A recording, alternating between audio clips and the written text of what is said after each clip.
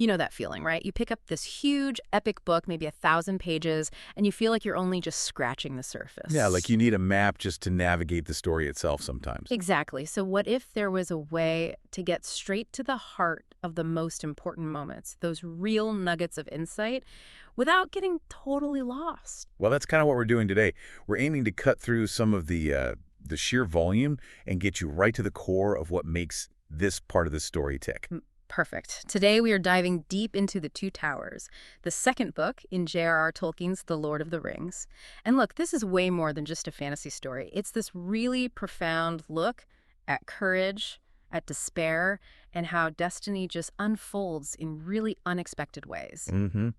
We've got the source material right here, straight from the book, and our mission basically is to pull out the key insights, maybe some surprising details you missed, and that emotional core that makes this section so powerful. We'll be tracing the paths of the Fellowship as they split up, looking at the hidden truths in their struggles. And the unlikely allies they find along the way. Plus, you know, the ever-growing shadow of the war that's coming. So, yeah, get ready. This is more than elves and orcs. It's about resilience, tough choices, all that good stuff. Definitely. Okay, so let's set the scene. We're picking up right after the Fellowship, well, breaks. Remember, they had this desperate mission from the Council of Elrond. Get the One Ring to Mount Doom. Right. Frodo, Sam, Merry, Pippin, Gandalf, Aragorn, Boromir, Legolas, Gimli. 9 companions. But by the start of the Two Towers, that plan is already, well, it's in pieces. And this immediate shattering, it's not just plot, is it? It tells you something right away. Oh, absolutely. It's a huge insight into how fragile even the best plans are. You know, internal weaknesses like Boromir's temptation, plus just the sheer chaos of conflict. It throws everything off. So it sets this tone immediately, like individual choices are going to matter more than some grand strategy. Exactly. It's down to desperate moments, not just following a map. And the first big one is Boromir's last stand. Aragorn hears that horn. Yeah, the Horn of Boromir. Described as this deep call that smote the hills.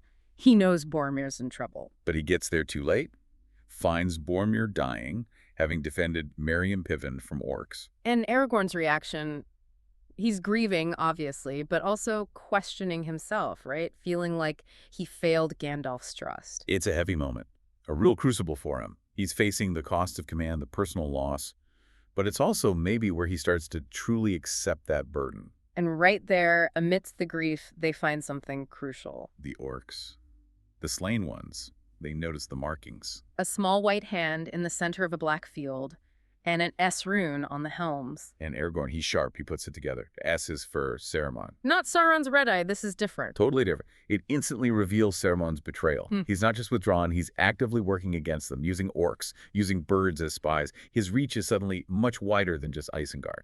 So the enemy just got more complicated. It's not just one big bad guy anymore. Precisely. It shifts the whole dynamic. Former allies, now dangerous foes. And then there's the farewell to Boromir. It's described so carefully. They lay him in an elven boat, give him his cloak, his belt, his broken horn, the shards of his sword. Even enemy swords at his feet. It's a warrior's funeral. And those songs of lament. Aragorn sings of the west wind, Legolas of the south wind from the sea. It's not just sadness. It connects Boromir's fate to the bigger picture, to Middle-earth's history, its mysteries. It kind of cements their own bond too, doesn't it? Sharing that grief. A really important moment before they have to decide what to do next. Because right then, Frodo and Sam have already gone. Yeah, slipped away. Aragorn figures it out, though. He understands Frodo's sudden resolve and flight wasn't about running from orcs. He thinks Frodo left to spare them, right? To keep them from having to go all the way to Mordor. Exactly, to take that burden entirely on himself. And Boromir's last words to Aragorn. They remain a secret between them, adding to that weight. And Sam, of course. He wasn't going to let Frodo go alone. Never. That loyalty is just unwavering. It completely changes the quest dynamic. Meanwhile, the others have a choice. Gimli pushes them, doesn't he? He wants to follow the orcs, hoping Merry and Pippin might still be alive. Yeah, that hope, however small. And this is where you see that bond solidify between the remaining 3. Aragorn, Legolas, Gimli, elf, dwarf, man, they pledge to chase the orcs. Such a chase as shall be accounted a marvel among the 3 kindreds. It's a powerful commitment, bridging old divides. And what a chase it is. 40 leagues in 5, it says. That's like, what, 135 miles? In under 4 days, it's superhuman, really. Aragorn's speed, Legolas's endurance, even Gimli just gritting his teeth and keeping up. Shows their strengths working together. But as they run across Rohan, Legolas senses something off. Yeah, this strange weariness in the air, even though it's springtime. And he blames Saruman. What does that tell you about Saruman's power? It's insidious, isn't it? It's not just armies. His will, his corruption, it's like it's actually seeping into the land, poisoning the atmosphere. Evil is an environmental force almost. Wow. Okay. And then they run into the riders of Rohan, Éomer. And it's tense at first. Suspicion, fear. Éomer nearly attacks Gimli. Shows you how bad things are in Rohan. Aragorn steps in, though, and they learn a lot from Éomer. Crucial intelligence. Gandalf's out of favor with King Theoden, seen as an ill omen, basically, accused of stealing Shadowfax. Plus, Theoden's son, Theodred, is dead. War is brewing. But Éomer is also impressed by their pursuit. He hears how far they've run and gives Aragorn a new name. Wingfoot, a sign of respect, recognition. Aragorn's leadership starting to shine through, even to strangers. Definitely. A kingdom on the edge and a leader emerging. Now, while the hunters are racing across the plains. Merry and Pippin are having a very different experience. Captured! Yeah, they dashed off into the woods after Boromir fell right into a big group of orcs. Bad luck. But their capture gives us this amazing insight into orc politics, believe it or not. Right. Who knew orcs had factions? You've got Saruman's Uruk-hai, the tough ones, White Hand Emblem led by Ugluk. They can handle sunlight, scary stuff. Then the Mordor orcs, Red Eye, led by Grishnach. They hate the sun, and they don't trust Saruman's guys. They're arguing over orders bring the prisoners back alive. And this conflict, this distrust, the hobbits pick up on it fast. Pippin does that Gollum noise, gets Grishnach's attention. Smart move. And Merry plays him perfectly. He implies they've got something valuable, something that's wanted for the war. Pure hobbit cunning. Using the orcs' own greed and suspicion against them. Brilliant. It leads right to their escape opportunity. The riders attack the orc encampment. Chaos. Grishnach tries to sneak them away, probably for himself, but in the confusion, they slip away. Pippin even manages to cut his bindings. And they have some lembas, the elven way bread, to keep them going. A little bit of hope. But where to go? Merry suggests Fangorn Forest. Even though they've heard scary things about it. He says it seems better than turning back into the middle of a battle. A loop into the unknown, really. A desperate gamble, yeah. But it leads them to, well, something ancient. They meet Treebeard. An Ent, or that's what they call me. The oldest living thing walking Middle-earth. Fangorn, the guardian of the forest. His name is like a story, he says, always growing. And he tells them, we are not a hasty folk. That feels important. It really defines the Ents, this ancient, slow, natural wisdom. And through him, they get this perspective on Saruman. From nature's point of view, Treebeard is deeply worried. Saruman has a mind of metal and wheels, he says. Does not care for growing things. And he knows Saruman's been twisting life, blending the races of orcs and men, creating those sun-tolerant Uruk-hai. He calls Saruman a black traitor. It hits hard, hearing it from someone like Treebeard.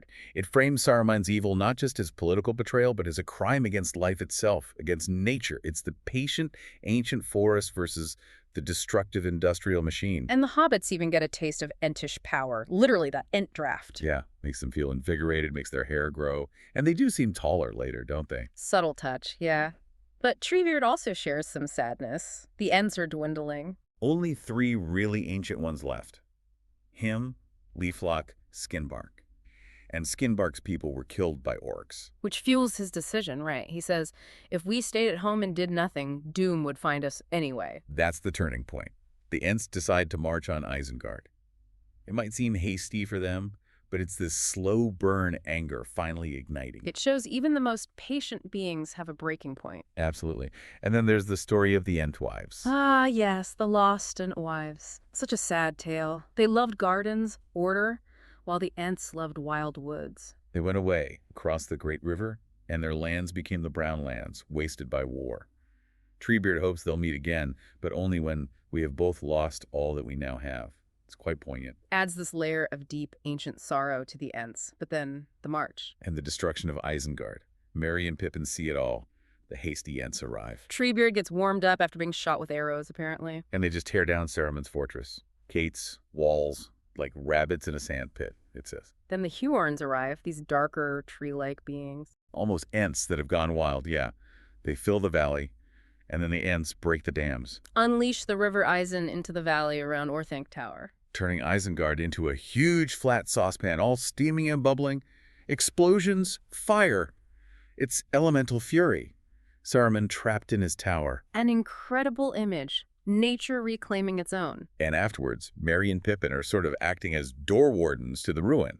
They find pipeweed, long-bottom leaf, in the flotsam. A little taste of the Shire in the middle of all this destruction. And Gimli later notes they seem taller. That and draft effect. Huh?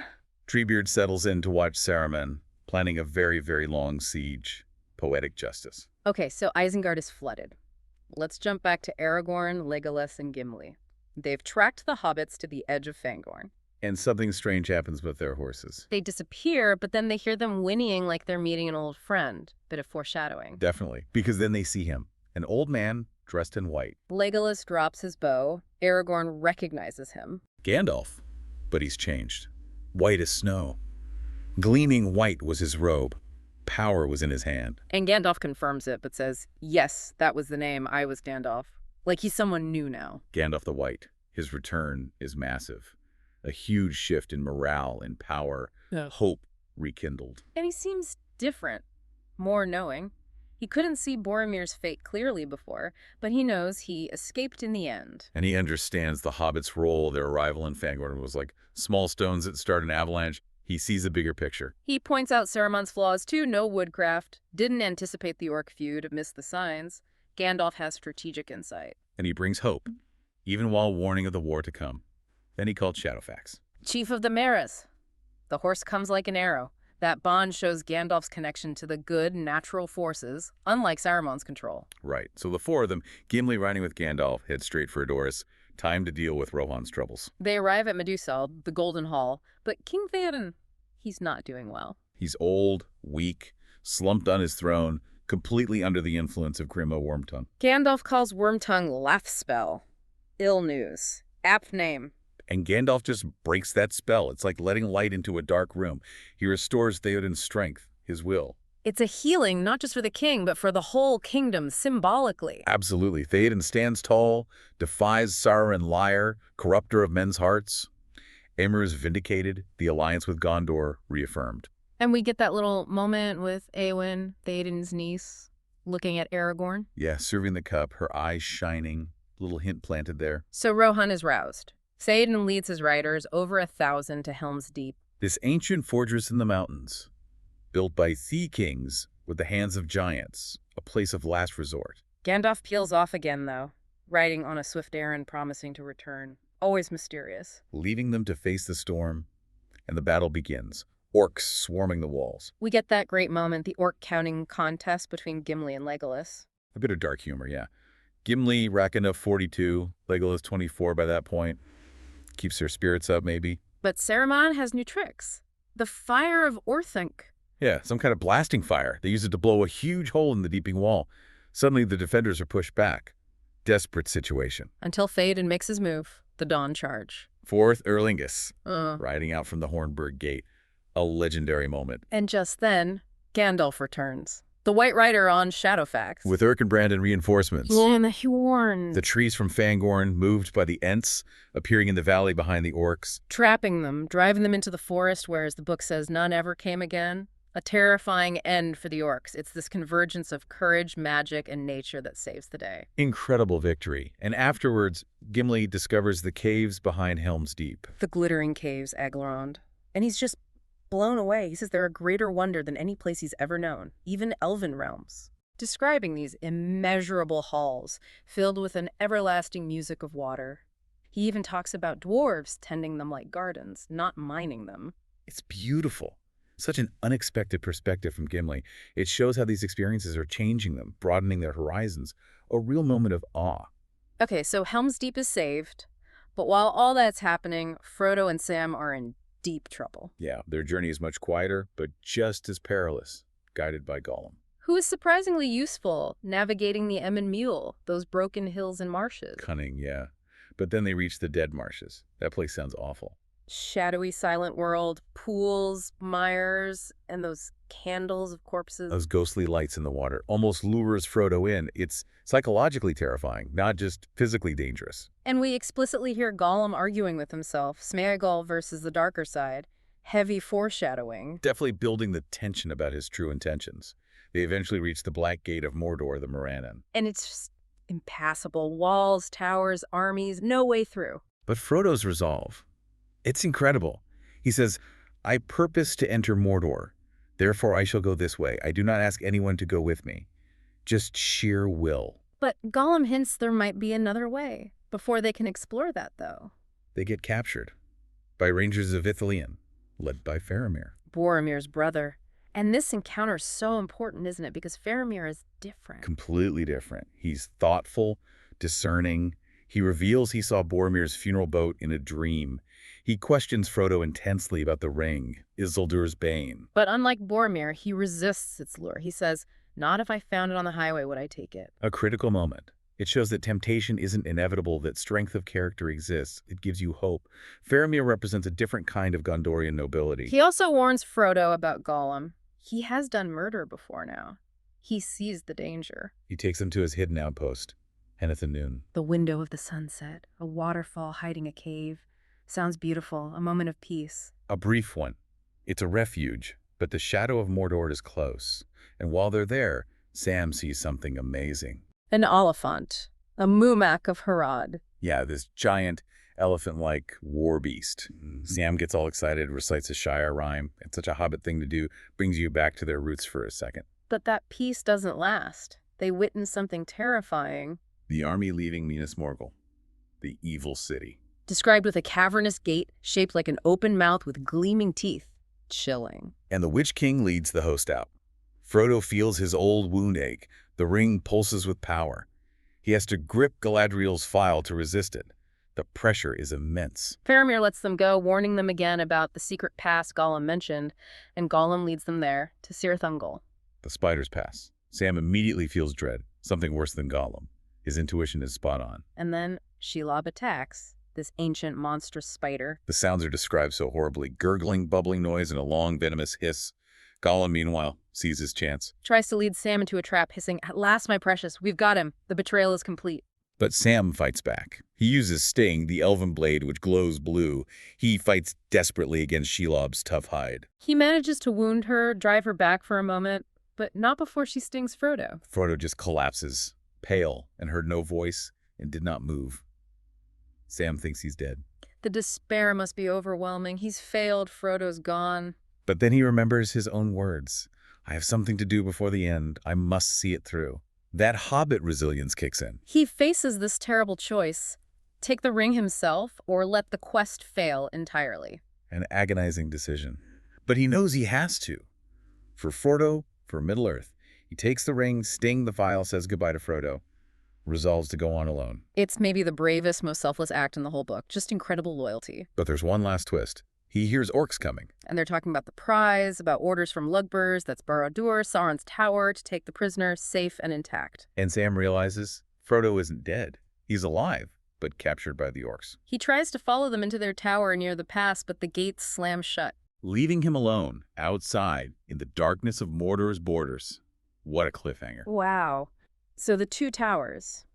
It really drives home how, even when everything falls apart, courage just finds a way, doesn't it, in places you'd never expect. Absolutely. You've got the huge scale of Helm's Deep, this epic battle, then the ancient power, the Ents rising up, and then this incredibly personal, desperate struggle of the hobbits. Different kinds of resilience, all crucial. And it really highlights how individual choices ripple outwards. Frodo going alone, Sam taking the ring, Treebeard deciding to march. They're like those small stones Gandalf mentioned, setting off avalanches. And you see the contrast, too, Saruman's calculated corruption, Sauron's looming evil, versus these moments of bravery and loyalty. This deep dive really shows how information flows, too. Gandalf's insights, what Merry and Pippin learn from the Orcs or Treebeard, it all shapes the fight. Right. It underlines that quiet strength, doesn't it? People feeling small, overwhelmed, but just refusing to give up. That seems to be the core message here. So, as we leave them all hanging there, on the edge of even bigger challenges, here's something to think about. What small stones might be shifting things in your own life or, in the wider world? What seemingly small choices or overlooked people might actually be setting off those avalanches we can't yet see, quietly shaping what's to come?